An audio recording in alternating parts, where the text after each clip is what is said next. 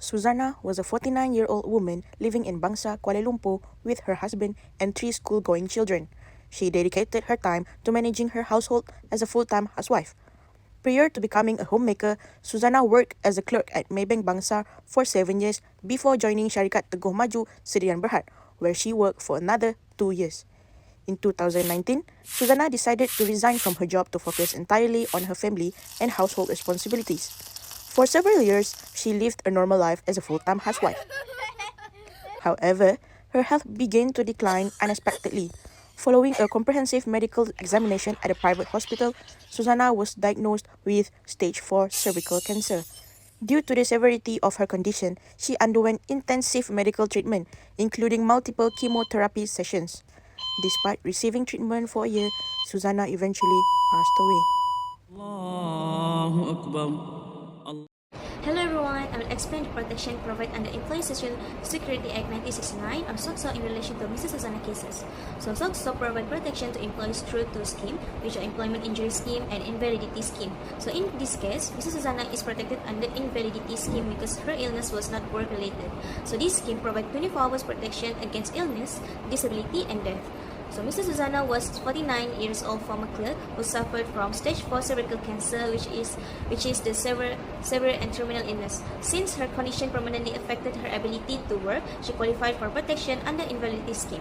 Under this scheme, she could receive an invalidity pension or pension ilat, which provide money financial assistance or living and medical expenses. She could also receive rehabilitation benefits such as medical treatment, hospital care, and rehabilitation service at SOCSO and penal clinic or center. And after her death, the protection extends to her family members since she passed away before the age of 60. Her husband and 3 children may qualify for survivor pension or pension penakat, which provide monthly financial support for the family and children education.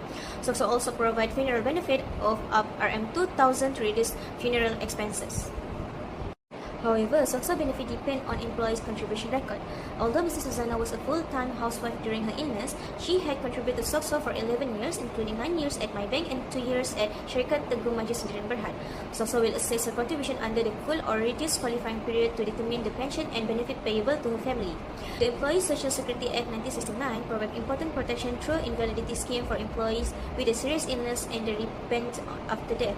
In Mrs. Suzana's case, the Act offers financial assistance, medical and rehabilitation support, survivor pension, and funeral benefits.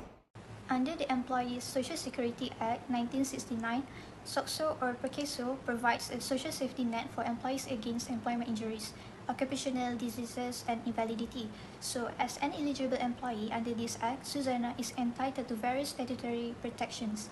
Specifically, she may claim benefits under the invalidity pension known in Malay as Pencen Keilatan. So this is a lifelong monthly financial allowance paid to an insured person under the age of 60. To qualify, a medical board must certify that the individual is suffering from a permanent morbid condition that makes them incapable of engaging in substantially gainful employment. In Suzana's case, when her health severely deteriorated and she had to undergo intensive chemotherapy, so this pension would have provided vital, regular income support to assist both her and her household during her severe illness. Next, we have the invalidity grant or bantuan keilatan. So unlike the pension, this is a one-time lump sum payment. It is provided to an insured worker who has been medically certified as invalid but fails to meet the strict contributions qualifying period required for a monthly pension. So this is highly relevant to Suzana's timeline because she quit her job in 2019 to become a housewife. This alternative grant ensures that her past 9 years of active contributions are not lost. Instead, they can be paid out as a lump sum to help her family manage her heavy medical expenses. The third benefit is the survivor's pension. This is a monthly pension paid out to the eligible dependents of an insured person who passed away, regardless of the cause of death, provided they meet the contribution qualifying conditions. Applying this to case study 9, since Suzana unfortunately passed away after a year of cancer treatment, her status as a former contributor with 9 years of working history means her family is well protected.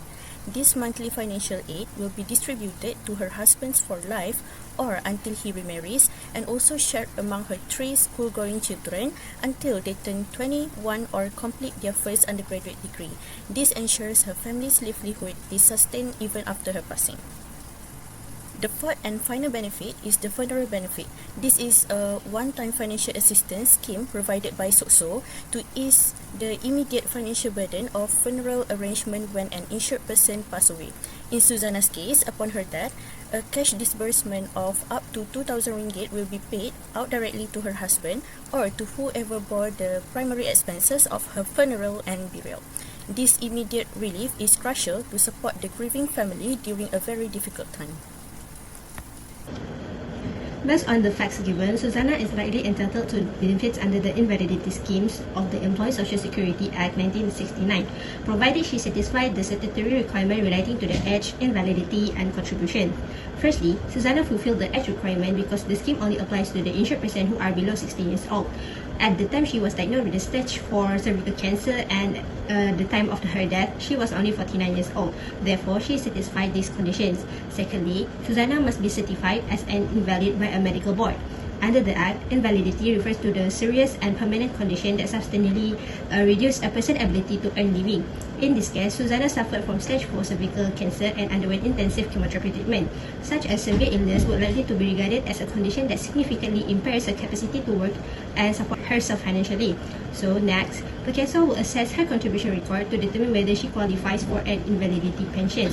Although Suzana stopped working in 2019 to become a full-time housewife, she had previously working at the Maybank and Syarikat Teguh Baju and contributed to PERCASO for approximately 9 years, or about 108 months, while she was satisfying the 24/40 rule.